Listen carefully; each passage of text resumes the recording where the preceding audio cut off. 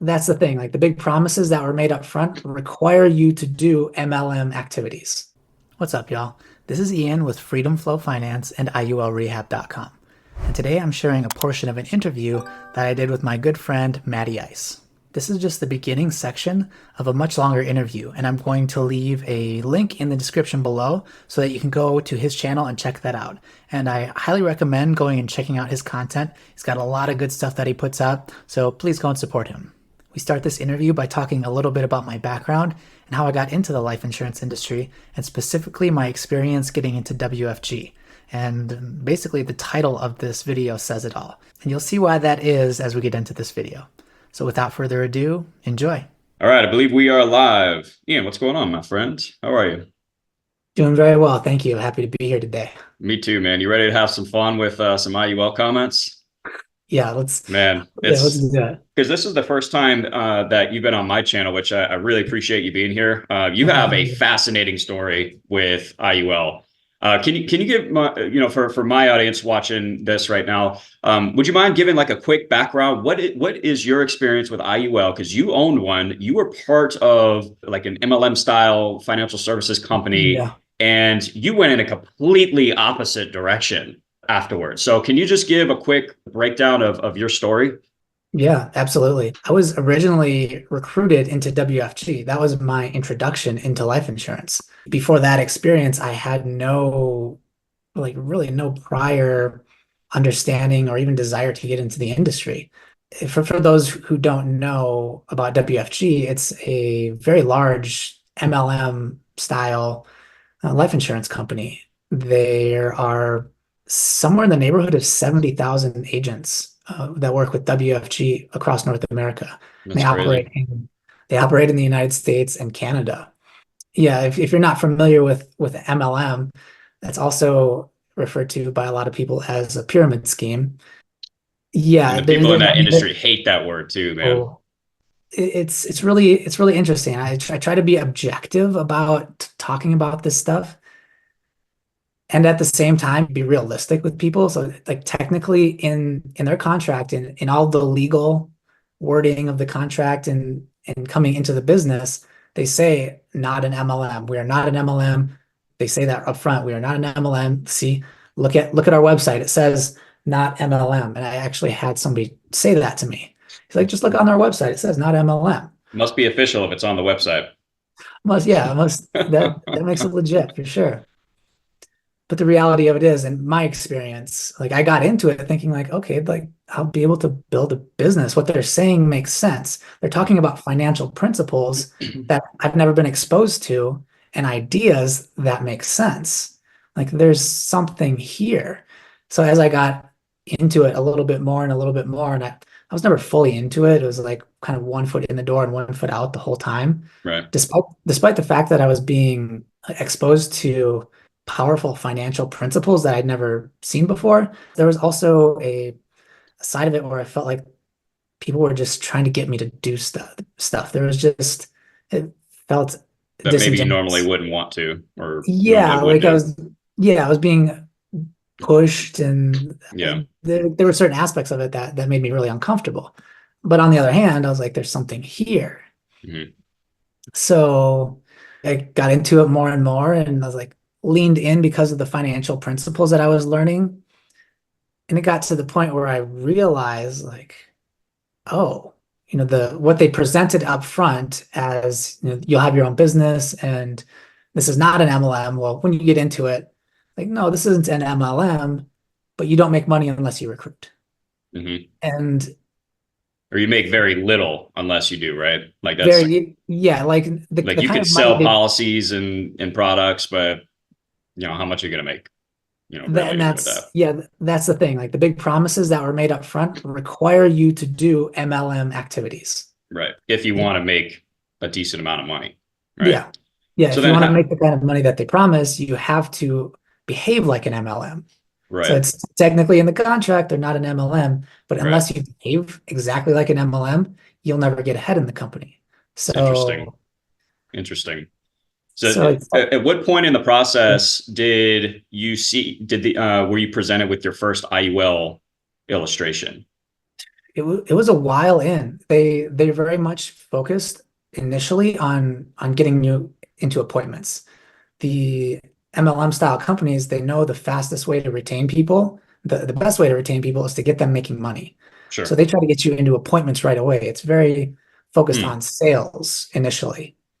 Very, very much focused on sales and not at all focused on product. They Right. even tell you like, well, you can learn about the products later. Let's get your friends and family in Hmm. these meetings with your upline and get them into policies, and you'll Right. learn as you go, and you'll learn about the product later on.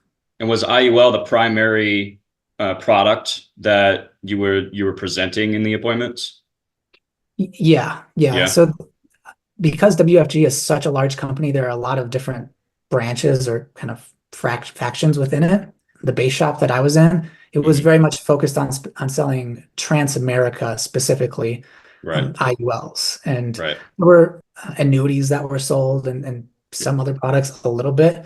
But from my experience, where I was at, it was almost 100% IULs, and like the idea was to get somebody into an IUL before you even knew what they needed. Like you wouldn't even do a Oh, financial needs analysis before you were pushing people in that direction that's and so crazy, man.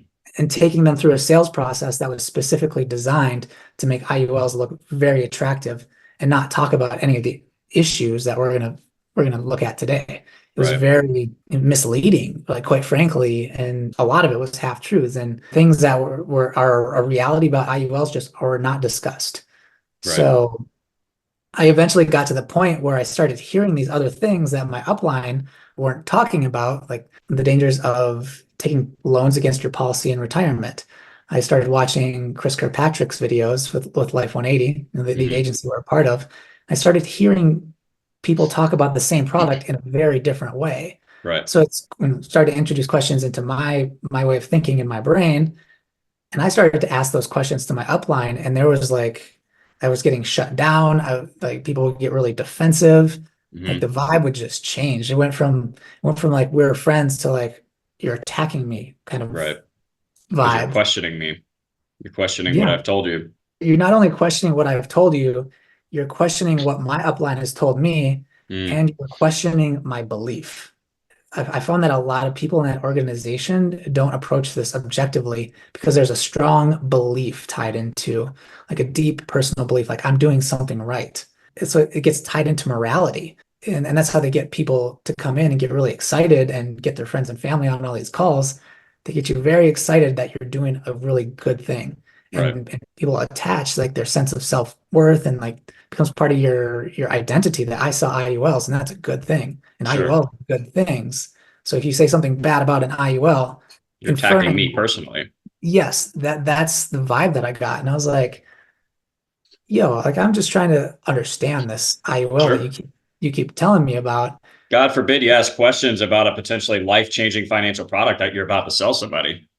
Hmm. Yeah, yeah. Crazy. I'm like, I don't understand this thing. And before I get into trying to get my friends or family or anybody on one of these calls to sell one of these things, I just for me, for my personal sanity, and I need to know that this is not going to harm people. Right. And I was never convinced Hmm. that an IUL is not going to harm people. And quite So, frankly, the more questions I asked, the more I realized like, oh, there's a lot of risk in these products that people who buy them don't fully understand. So right. I just kept asking questions and asking questions and asking questions until I got to the point where my upline stopped responding to my emails or Uh, to my text messages. And like that was my way out of WFG, hmm. was just by continuing to ask questions. That's crazy.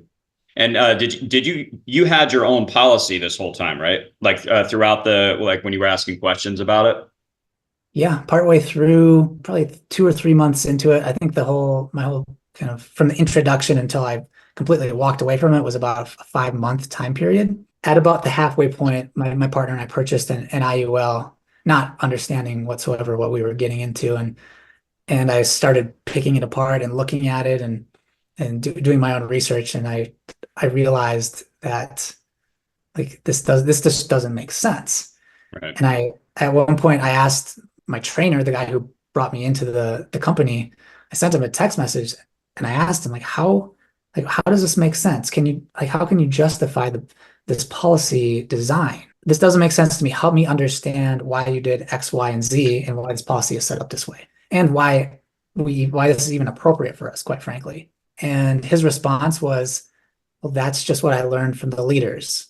Let me get you on a call with one of the leaders and he can explain it to you. Wow. And at that moment, a little light bulb went off and I was like, oh, he doesn't even know why he's doing what he's doing. He sold me a life insurance contract that I'm supposed to pay into for the rest of my life. And he doesn't even know why he structured it the way he structured it. It's the biggest issue I have with this. Something on the panel the other day, like when Brian was interacting, and you mentioned talking about like exposing the agents. It's not necessarily the product, even though the product is fundamentally flawed. It's really how it's being sold to people and the complete lack of regard for the impact that this will have on people's lives. Like with your upline right there, like I'm just going to sell this person a product that he's going to put a ton of money into over his lifetime, and I'm not going to know anything about it. And when he asked me questions, it's just what I was told by my upline, go talk to him. Do you have so little regard for what you're doing that you don't care to actually learn how these things work? You have a moral and ethical responsibility, if you're messing with people's money like this, to know what you're selling and to disclose the risks involved. And if they still want to buy it, great. I've got no beef with that. But like you said, most people have no idea what they're buying. You were in the company for months before you bought the product, and you still had no idea how it actually worked. And the biggest concern, like you said on the panel, is that there's 70,000 agents just in WFG selling this to people. They don't know what they're selling. The people don't know what they're buying. That right there is the biggest issue. And I think sometimes IUL agents get it a little confused, like we're attacking IUL, even though, sometimes I do because I'm not a fan of it. But it's really just disclosing the risks involved. That's it. And if you are uncomfortable with that being done, you might want to question what you're actually selling. In a sense, leaving WFG, I've interacted with multiple people who are still in the company. And there are people, and again, different branches and within the company where it is more focused on education, and they do sell IULs in a way that makes more sense. That's not as pushy as the place that I was at in my upline. But yeah, if you just look at the numbers, say even if that's half of the IUL of the agents in WFG, which I highly doubt that it is, that are doing it in a better kind of a way, there's still so many IULs being sold every year. And circle back just a little bit. Yeah, it's an education thing. It's an understanding thing, especially in the MLM style situation that I went into. That's my only frame of reference, and that's the only experience that I've had, getting into the life insurance industry. So that's what I have to rely on. People were bought in. The guy who sold me my IUL that was an underfunded and not structured properly, it's really bad. He had 3 policies that he was underfunding. I cannot believe that he would have been doing what he was doing if he really knew the risks. He himself had 3 IULs that he was underfunding, and the team leader above him had 2 IULs that he was underfunding. And they were in this organization with the belief that they were going to be making a lot of money in the future and that they could just backfill all the missed payments and that it wouldn't be such a big deal. They did mention like once or twice max funding, that's best. But the way it was sold to me is like, well, let's get you into a bigger policy that you can't max fund right now. Then you can grow into it and max fund it later. But they never talked about the fact that even if you go in and backfill an IUL completely full, that you still missed opportunity for that money to compound. Massive. And that doesn't show on the illustration. Right. Like there's no tangible way to show the effect of what's happening there. It's just, we'll just fill it up and it'll be fine. And, I'm doing it myself, so you'll be fine too. There's a lot of moral hazard that I saw and witnessed when I was with that, with WFG. And again, I can't speak for every branch of it, but I can only speak from my experience. And said I saw what I saw and I experienced what I experienced. So needless to say, you don't have your IUL anymore. Now I use that IUL as an example. Yeah. You saw the webinar that I created. It's 2 hours long, and I break down all the different issues that would have Mhm. arisen with this IUL. And like Yeah. my personal belief is that everything happens for a reason. And I believe that I had to go through that kind of weird experience with WFG to be able to see it clearly and to be able to communicate with people. Like Right. this is what it actually is. I've actually been through it. What I share in this snippet of the interview is my experience. I know there are a lot of different people in the company who have had great experiences with WFG, but as you could tell, that was not exactly the experience that I had. If you are a current or were a former agent with WFG, leave a comment below. I'd love to hear what your experience was like.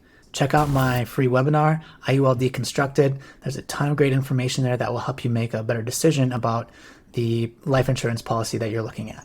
And if you currently have an IUL, I do free policy audits just to ensure that people have a policy that's properly structured and funded and that will give them the results that they want in the future. And make sure to like, share, and subscribe to my channel. Every little bit helps, and I really appreciate the support. So until next time, take care and be well.